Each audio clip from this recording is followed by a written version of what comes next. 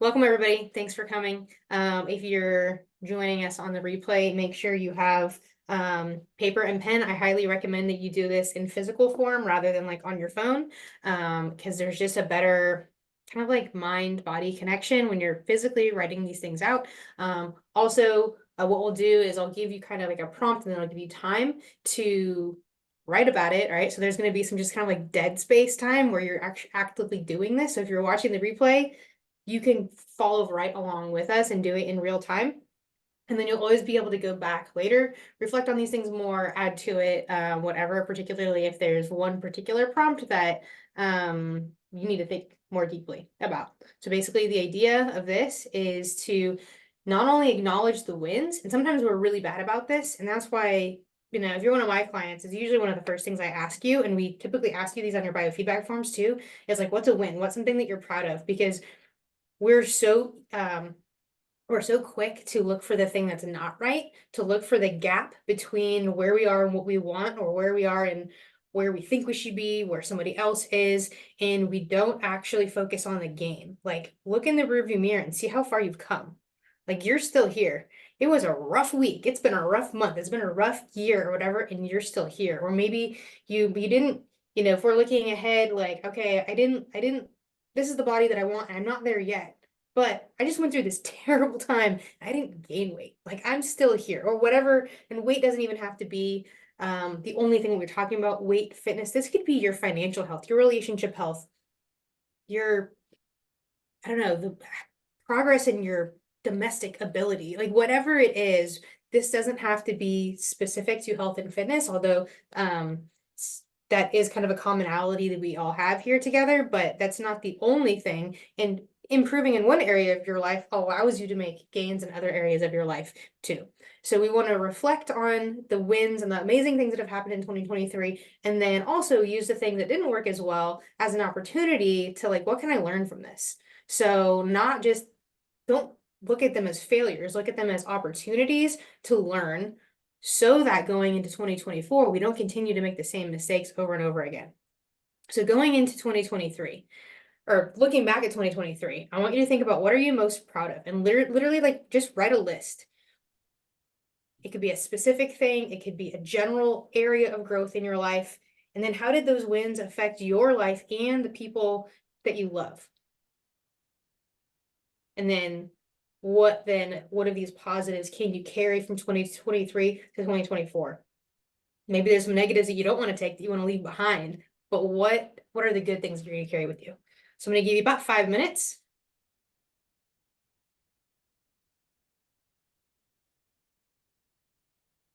I'm going to mute myself.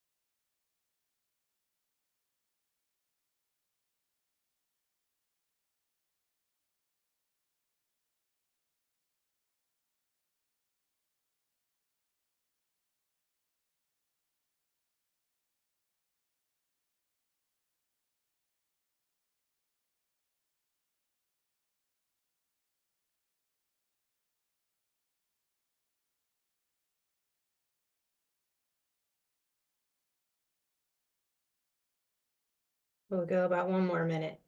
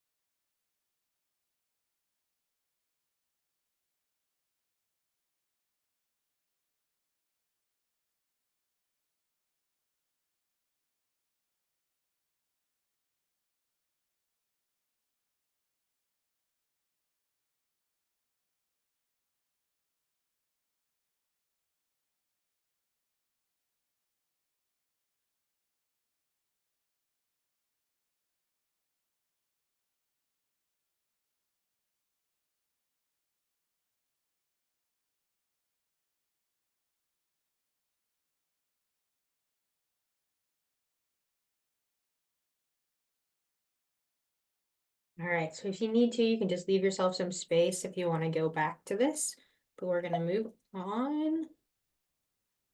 So think back, either whether this was a New Year's thing or goals, intentions that you set throughout the year. You're probably like really excited about these things. What were some goals or intentions you set during 2023? And then I want you to, acknowledge the things that you accomplished.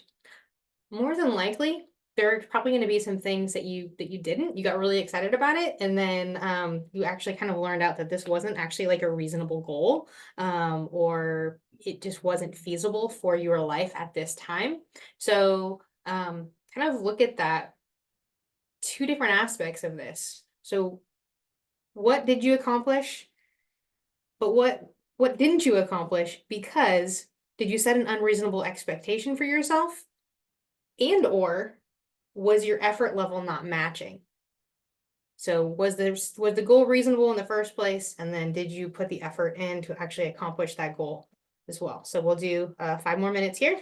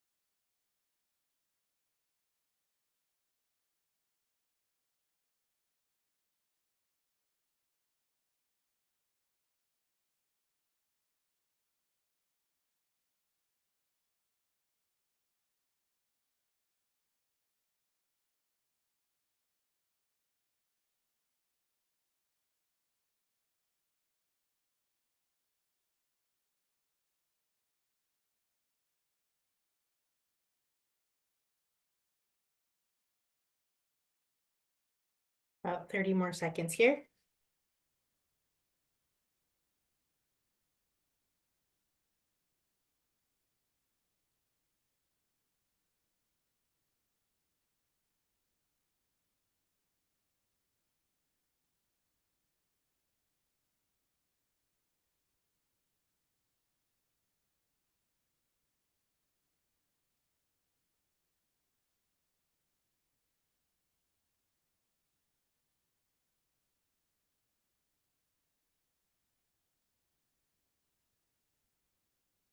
All right, so again, if you want to leave yourself some space and come back to this, we're going to move on. Whoops. We're going to move on to 2024 and thinking about kind of based on what we've learned about ourselves, learned from 2023, kind of what worked well, what didn't work well. I want to talk about the tomorrow fallacy before we go into those intentions for 2024. So this is one of those things that you learn something, you read something in a book, and it cements itself into your mind, and you're not exactly sure how much of it was like your own integration and how much of it is what you actually read. So this concept I learned from a book on willpower, I think it was called Willpower. I can't remember if I named it the tomorrow fallacy or if that's what she called it, but that's at least what I call it. But I don't want to like act like I made this up on my own. Um, so imagine yourself, I do this a lot. I have done this a lot and I continue to do this a lot. And maybe you do too. So imagine it's like Sunday morning, you're screwing around on your phone, you got HGTV just playing on in the background, and you're thinking about what a kick-ass week it's gonna be coming up. You're gonna work out 9 days a week, you're only gonna eat out one time, you're gonna get up early, you're gonna go for a walk before work, you're going to pack your lunch every day to work, all these things. You start thinking of all these things that you're going to do because you have a specific goal, right? In this case, like a health goal. You literally get a dopamine rush. You get a dopamine hit just from planning what a badass you're going to be this week. Meanwhile, you're sitting on your ass, scrolling and watching House Hunters. So the problem is that the fallacy here is that we think that the future version of ourselves is going to have more willpower, more discipline, and more energy than the current version of ourselves. Because then when the thought crosses your mind, well, it's Sunday, I could like go for a nice long walk. No, I'm going to wait till tomorrow. That's the tomorrow fallacy. So when we make intentions for 2024, I want you to think about what were some unreasonable maybe thoughts that you had in 2023 for what you were going to do, what you were actually capable of doing, so that we don't put the tomorrow fallacy, we don't build the tomorrow fallacy into our 2024 goals. Because if our goals are not reasonable, if they're not feasible, then it's just going to be a thing that's going to make you feel bad about yourself because you're not actually going to be able to do it. So at the end of this, basically, I'm going to say like, okay, it's great that we're going to have plans for 2024. Great that starting Tuesday, this is what we're going to do, but you also need to be willing to do that today. So as we move forward, based on the tomorrow fallacy, the work that we've already done looking at 2023, what do you want to accomplish in 2024? This is going to be a short one. It's just about 2 minutes here.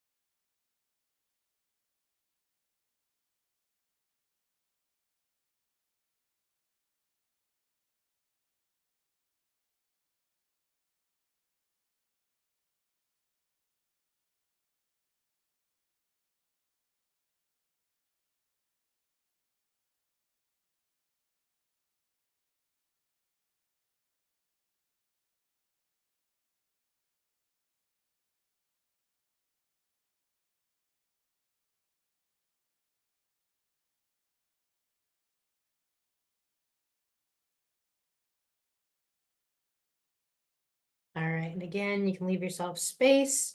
If I didn't say it before, these don't have to be health and fitness related goals.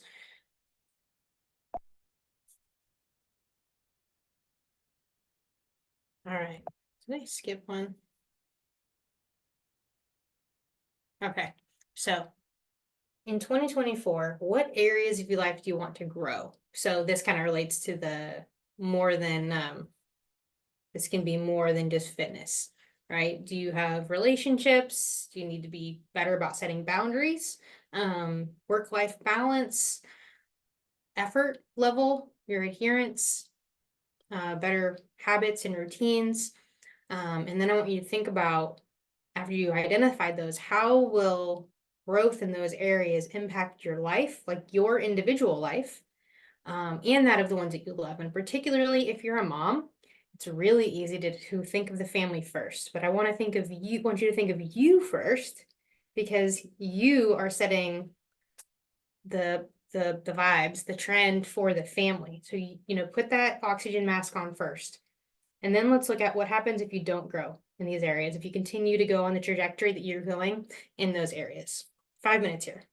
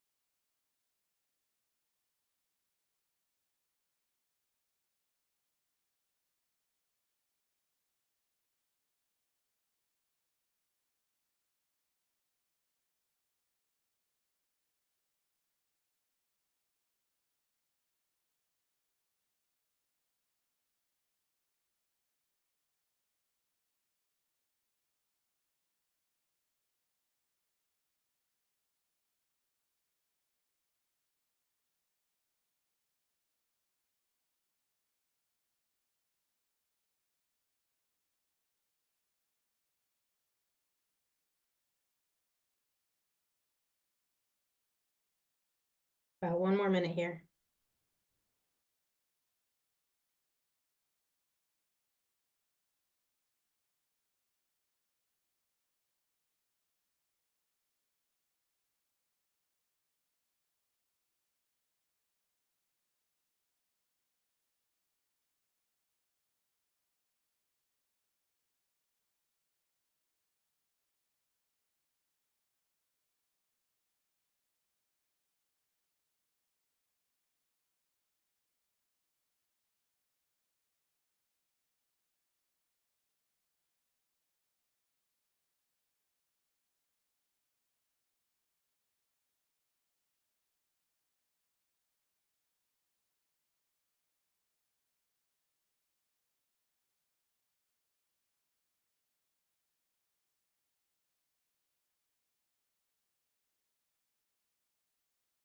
All right, so finish up that last thought, leave yourself room if you need it.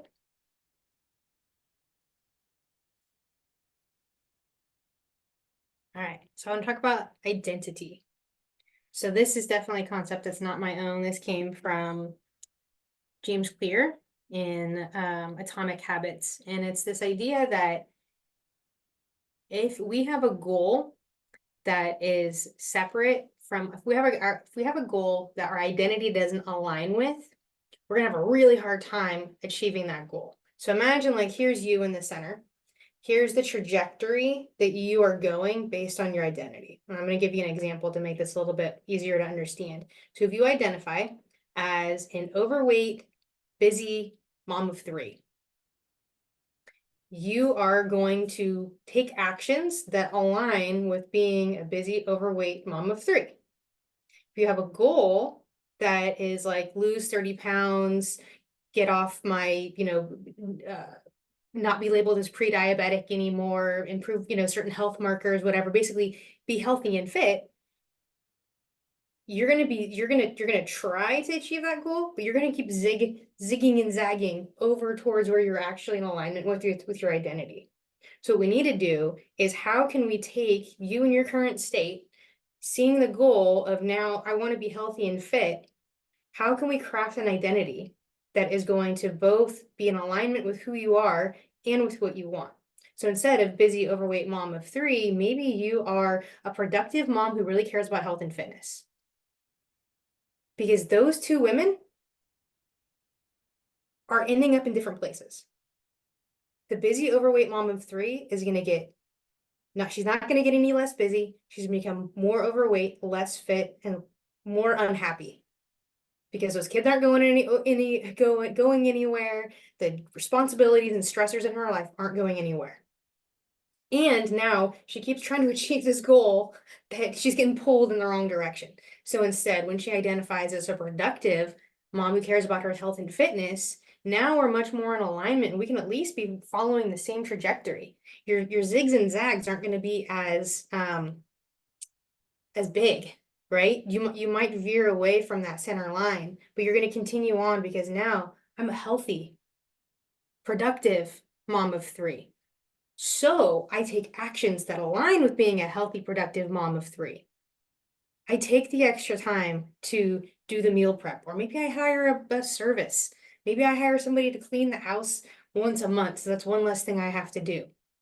The other version of her says, screw it, I'm going through the drive-through. So how can we craft an identity that is true to you, but is more in alignment with what you want for yourself? So who do you have to become to achieve what you want to achieve? Because busy, overweight mom of three isn't getting off of her diabetes medicine. So let's do 2 minutes here.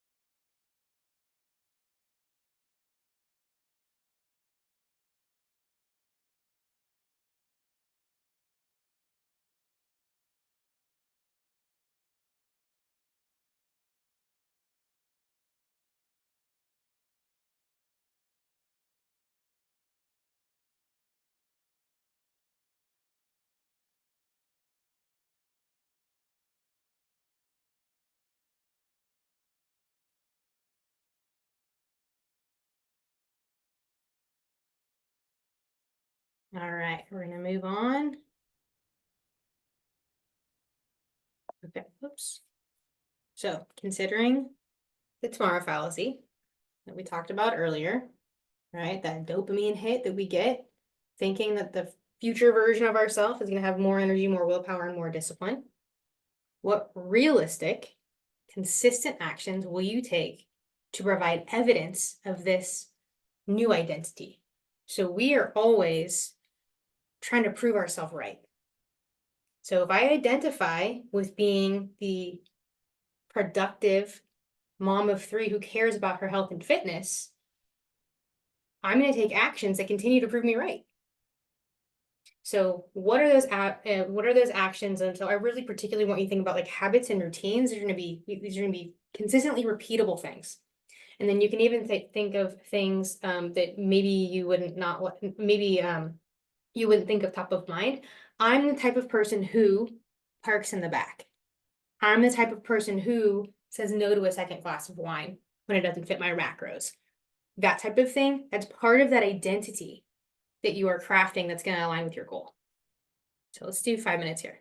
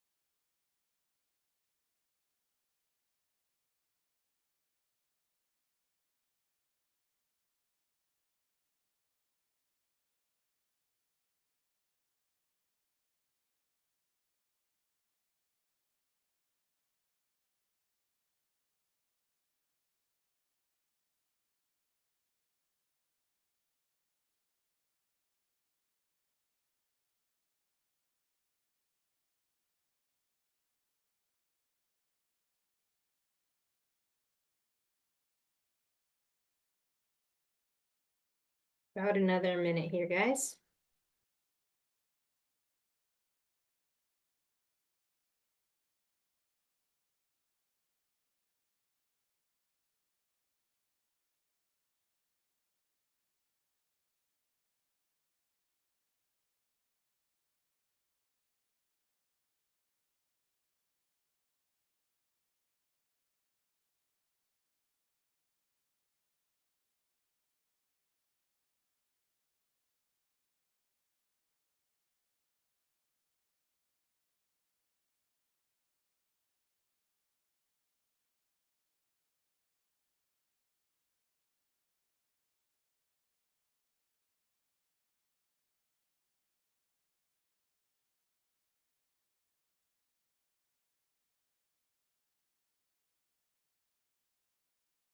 All right. So before we move on, I want to talk about if you're my client, you've probably heard me talk about this before. It's this kind of like, I don't know, axiom that I came up with back when I was in college and I was competing in triathlons and a caregiver and like just running myself ragged. But it's make plans, not choices. Execute the plan. So we've made plans, right? This is how we prevent the tomorrow fallacy from actually happening, is on the execution side of things. So first of all, we have to set the reasonable intention. When we make our plans, where our plan is in alignment with that goal, right? Like the version of us that's standing on the top of the hill, we've planted the flag, I've achieved my goal.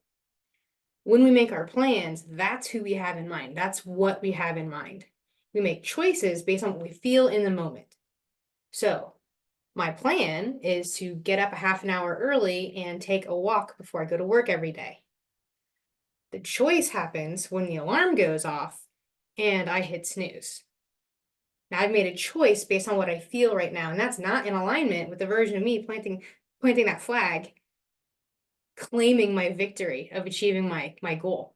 So it starts with we need to make reasonable, feasible plans to achieve that goal, and then we have to execute on that goal. So the caveat to this is because life does happen. The caveat is make adjustments, not excuses. Okay, so you get a flat tire on your way to the gym. Okay, maybe you're not going to the gym today. Can you reasonably move that workout to tomorrow when your tire is fixed? Or could you instead go for a 30-minute walk or do a plank and a couple sets of air squats when you get home after dealing with the car disaster? Right? So we're still practicing following through, executing the plan, even if we have to make an adjustment, rather than always coming up with an excuse for why we can't do the thing that we said we were going to do. So with that, we're going to visualize ourselves a year from now. Okay.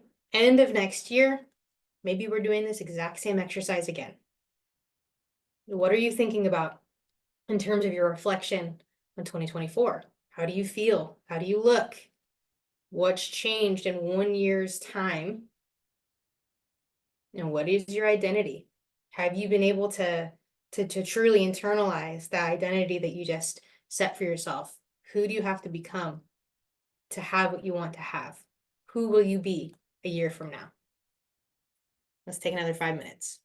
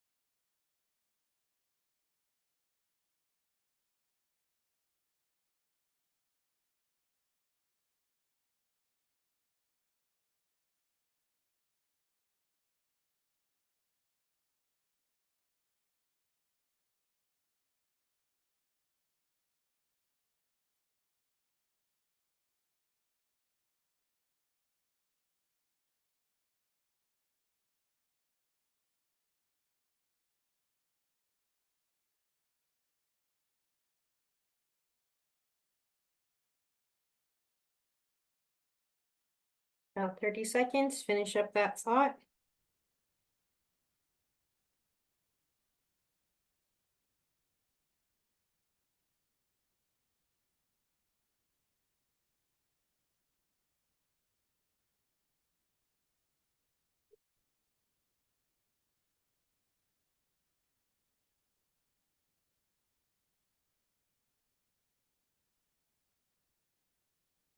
All right. Oops. Okay. So we've talked about the tomorrow fallacy. We've talked about make plans, not choices, execute the plan. So, sorry, my mom just left me a voicemail. Before you go to bed today, thinking about all these amazing plans you've made for next year. We don't want to be that person again who sits on their phone watching HDTV, making plans for Monday, or in this case, Tuesday.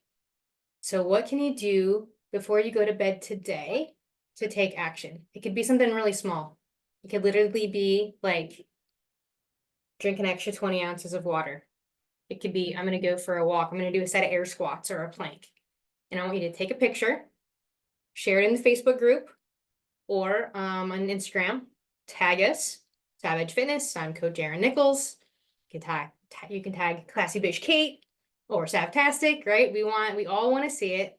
And we want to be able to give you like your atta girls, your high fives, and also just add accountability piece and make it fun. Because we don't want to be the type of people who makes plans for a future self that our current self isn't willing to do.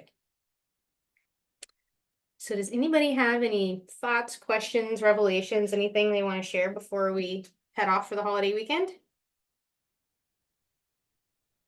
I think this was great. I think it's nice to have it on paper in writing. I totally think you should do this again at the end of next year. Because it would be fun to like come back and reflect. And I really like how you broke everything down leading up to the visualizing, because I've heard Savannah talk about it before, right? Like, and she's coached me before, like picture yourself and who you want to be. And I've always struggled with that piece of it. And this exercise for some reason made that so much easier to like picture myself. So yeah, it was super helpful for me, pretty powerful. And I like the actions to provide evidence. It's like, it's the game plan of execution, right? So, yeah, I'm stoked. I'm going to try to drink more water and read. So, look for my water and book post. Nice.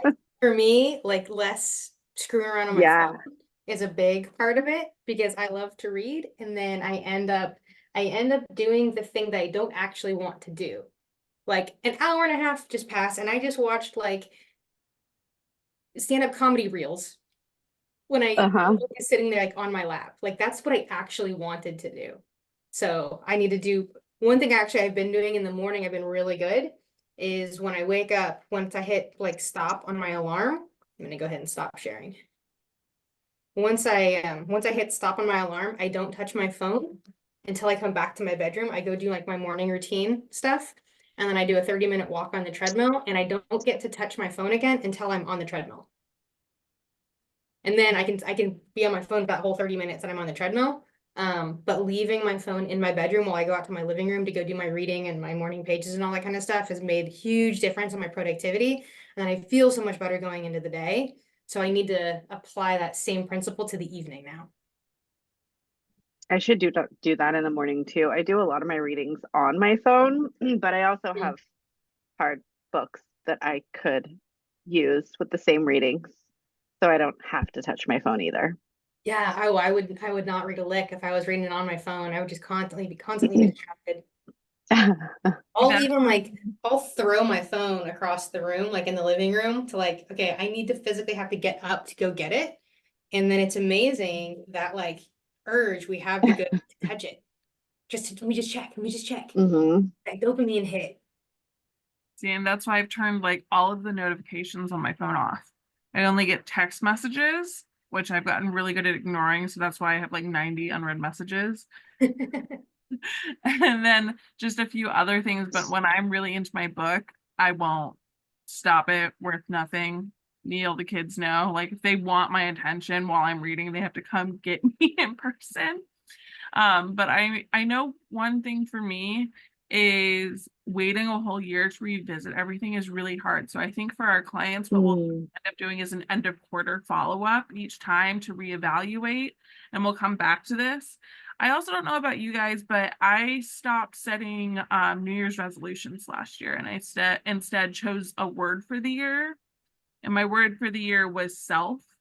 And instead of resolutions, I made commitments to myself. Now, I didn't follow through on all the commitments, but I can say, like, looking back, it was actually really good. I don't know if you guys saw, I like stopped in the middle and like went and got my bullet journal.